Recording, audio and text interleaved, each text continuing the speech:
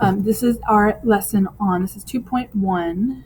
This is a lesson on quantitative data and how we display quantitative data. We use usually, or one of the things we can use is something called a histogram, which looks kind of like a bar graph. So we're going to go through how those are made and how to read them. So today's objectives, you'll make and interpret frequency tables and graphs of quantitative data, or histograms of quantitative data. So firstly, let's look at what a histogram is and what it looks like. So this is a histogram showing the question, or answers to the question, how many hours do you work in a week? So firstly, just like with a bar graph for categorical data, we have a graph title on the top. We just use the survey question on this one. On the bottom, or the height of each bar, is a frequency of how many people are in that general category or range of numbers. On the bottom, we have our quantitative variable, which is hours. Notice on my x-axis, instead of having categories like I would with categorical data, I basically have intervals of numbers. Right? And then the kind of first number on the left side of the bar is kind of the start of that interval, and on the right side is the end of the interval. So we'll kind of talk through a little bit more in the next few slides about how those intervals are created and what we can do to make a bar graph or a histogram. So the histogram on the previous slide was created when surveying Mrs. Pyden's statistics students about the number of hours a week they work at a job. So histograms have the following characteristics. So just like I said with a bar graph title tells what's measured. If you don't know what to put for a title, the survey question, or kind of an abbreviation of the survey question, is a good choice for a title. So instead of categories, the bars represent intervals for a quantitative or numerical variable. So the possible values for the variable may be discrete or continuous. So discrete means that it's a numerical variable that can only take on certain values. Like number of pets that you have. You can have 1 pet or 2 pets or 0 pets or 3 pets, but you can't have 2.5 pets. So that's a discrete numerical variable because it can only take on certain values. A continuous numerical variable means that you can have any number. There's no like set things, any number with any amount of decimal places all throughout the entire spectrum. So things like height would be continuous because you don't just like automatically jump from 5'8" to 5'9". Like you have kind of an in-between that you're constantly kind of slowly growing. So height would be a continuous variable because it's not like you just have certain values that you're allowed to take on. Each interval for a histogram must be the same width for each bar. So our bars are all the same width, which means they're all kind of covering the same amount of numerical variable. The height of each bar shows the frequency, or sometimes relative frequency. Remember, frequency is the numbers that are in each category, or in this case, in each interval. But relative frequency would be the percentage. Because the values could be continuous, the bars touch. So instead of having gaps like on bar graphs between the bars, our bars on histogram touch. It kind of shows that the data is either continuous or that it's like has a natural sequence that follows numerically from smallest to biggest. The values in an interval can be anywhere in that interval. So when I look at a bar, for example, if I go back to my bar graph here, so this first bar is between 0 and 8. That's the interval. So these people, or these numbers or frequency for that bar, those answers could have been anywhere between 0 and 8. So if I look at the people who said they worked between 0 and 8 jobs, this bar represents anybody who works between 0 and 8. So this could be a lot of zeros. It could be maybe a lot of 7s. We have no idea exactly what those numbers are. We just know that they're somewhere between 0 and 8.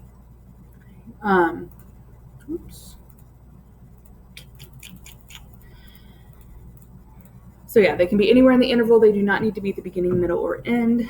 And then changing intervals, which basically means making the bars wider or narrower, will often change the shape of the graph. And we'll kind of see that as we do an example of making a histogram in the next few slides. So we're going to first kind of fill in this frequency table based on the histogram that we saw on the first page. So histograms are usually constructed from a frequency table that lists the intervals and the frequency or relative frequency for each interval. So we're going to complete this frequency table or the histogram for the hours that Ms. Hayden's students worked. So I started it for you. My first bar, or my first part of the histogram, was the interval from 0 to less than 8. That's kind of how histograms work. It starts at the beginning one and goes to just below the next one. So if I look at that graph, I can see that that first bar, I know the numbers are kind of hard to see. This wasn't copied super well, sorry about that. But this first bar goes from 0 to just below 8. So if I look at the height of that bar, it's kind of hard to tell.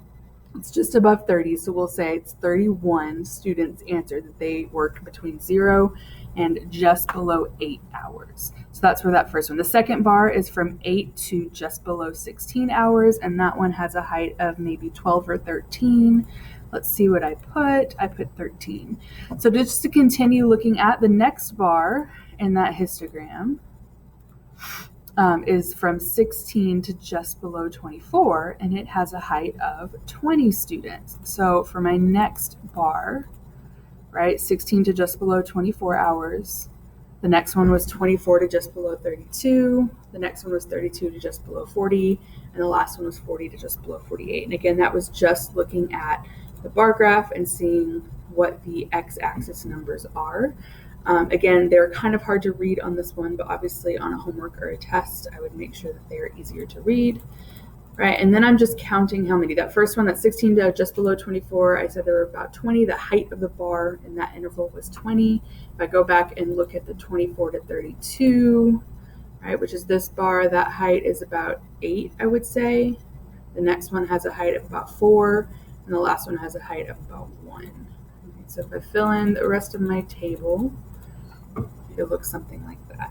Okay, so I'm just looking at the graph and kind of seeing what the intervals are and then what is the height or the frequency of each interval. So now we're going to look at how we would create our own histogram. And there are some steps that we have to take to make sure that the histogram has the right number of intervals and that the width of the intervals are okay. So here is data from a survey of a statistics class about the number of pairs of shoes that they own. So we have all of our numbers. They're not in any kind of order, but that's okay. If it helps you when you're creating histograms, you can put them in order. But before constructing the histogram, we have to make a frequency table. Our data set has a size of 28, which means there are 28 numbers in the list. So that's the total number of data points we have. To build our table, we need to know the range of our data, what's the highest number and the lowest number. We need to know the number of intervals that we should have in order to make a good graph. And then we need to know what the interval width is going to be, how wide or how many numbers is each interval going to take in. So step one in making a histogram is you're going to determine the range of your data. So we need to know what is the minimum and the maximum, in this case, the minimum and the maximum number of pairs of shoes. And then we can use those numbers to determine the range. So our minimum, the lowest amount of shoes that someone had is 1. I'm glad there wasn't a 0. Everyone has at least 1 pair of shoes. And then the maximum number in that list, I think, is 27. So the range would basically just be the max minus the min, the maximum number minus the minimum number. So 27 minus 1 is 26. So that's the first step, is figure out your range. The second step is to figure out how many intervals you should have, meaning how many bars should be in our histogram. So the desired number of intervals is going to be somewhere between 5 and the square root of n. Remember, n is the total number of data sets or data points that we have. We have 28 different numbers in our list. So we can adjust the number of intervals based on the width in the next step, but right now we're just trying to get a base. So square root of 28 is about 5.3. Remember, 28 was our number of data points. So we would want somewhere between 5 and 5.3. So let's just stick with 5 intervals. That seems like a good number. We would want like a good whole number of intervals. That makes sense. And generally speaking, we like whole numbers when we're dealing with this. So we'll do a lot of rounding for this. That third step, step 3, we're going to determine how wide each interval should be. And that should be fairly simple because we already know the range of the whole data is from 1 to 27. And then we know that we want about 5 intervals.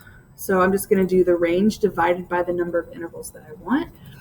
So 26 divided by 5 is 5.2. So I would want each interval to be about 5.2 wide. Now we could do, I know histograms that are made by computer programs will often do like literally like a 5.2 width, and they'll have decimals in there.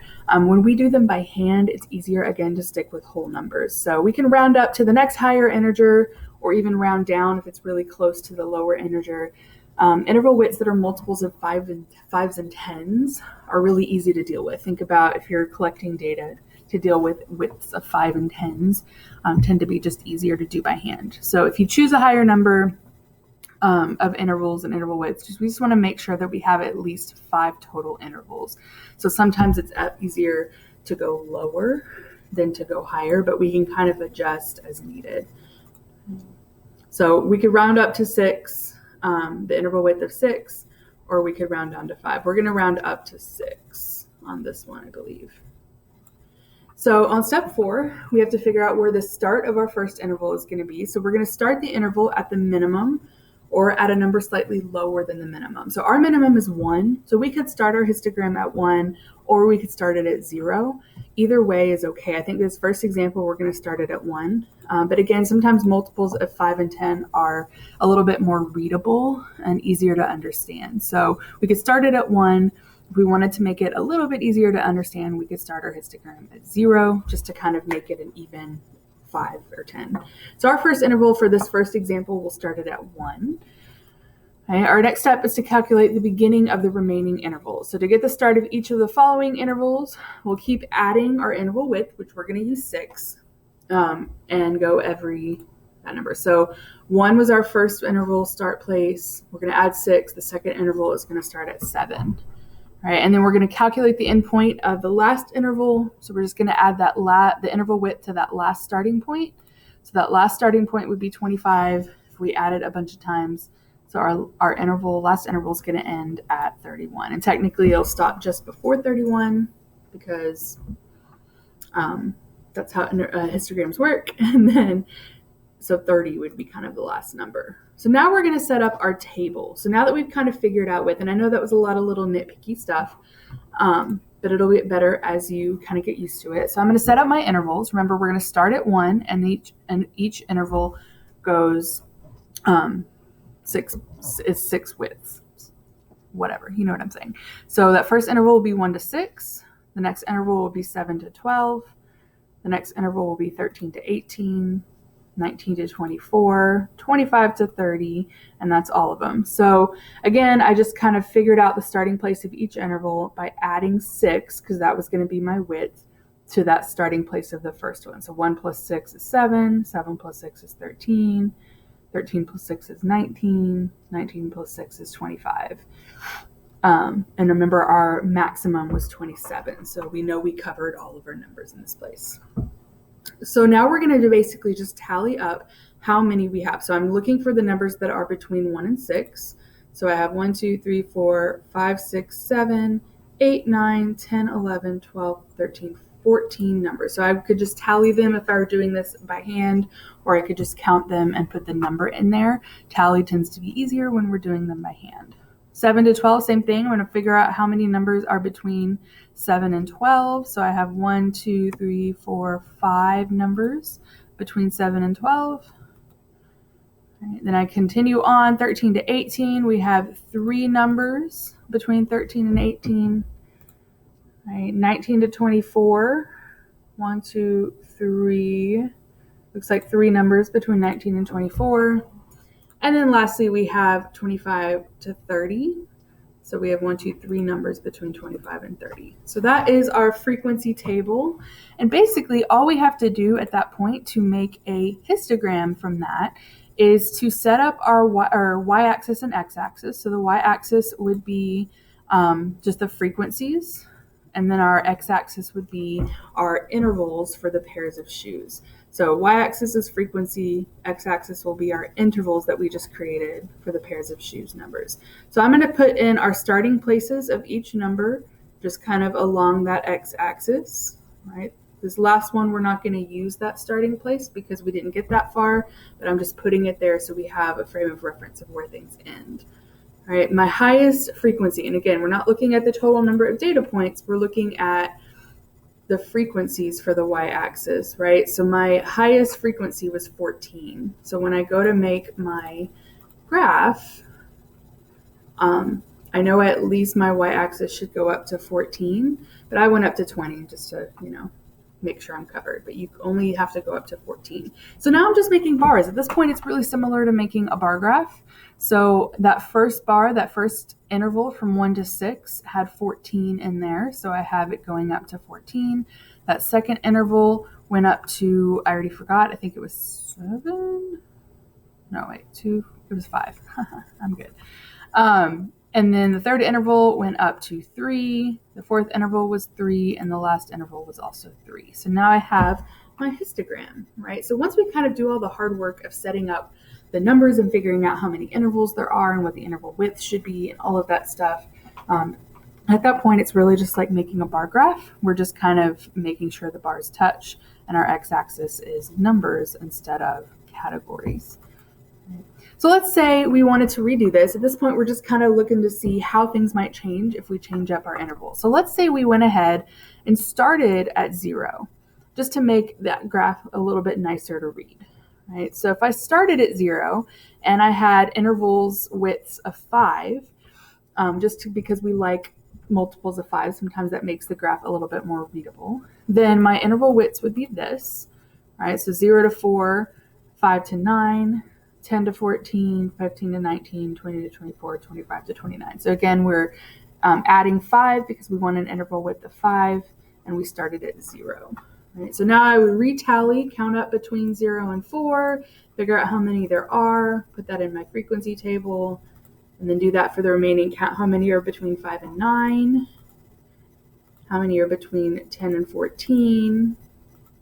How many are between 15 and 19? Between 20 and 24, and between 25 and 29. All right, so we have a new frequency table just because we changed our intervals. And if I use that frequency table to build a histogram, it would look something like this. Oops. So notice that my frequency changed a little bit because my highest frequency now is 10, so I didn't need to go up quite as far. And then this is kind of how my graph looks. And it looks a little bit different from my original graph that we had on this page, if it'll draw, right? So that looks a tad different just because of changing the intervals. So changing the intervals can make a little bit of a difference when it comes to actually how the graph looks, right? So that is one thing to note. And then the last thing we're going to do is what would happen. This is from the original table we made, the one where we started with 1 and did interval widths of 6. So if we look at our frequencies from there and then turn them into percentages, right? So cumulative frequency,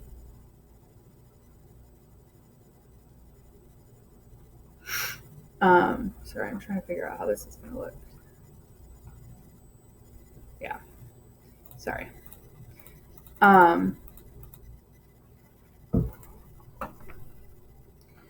Cumulative frequency is, sorry, I got lost in my notes here.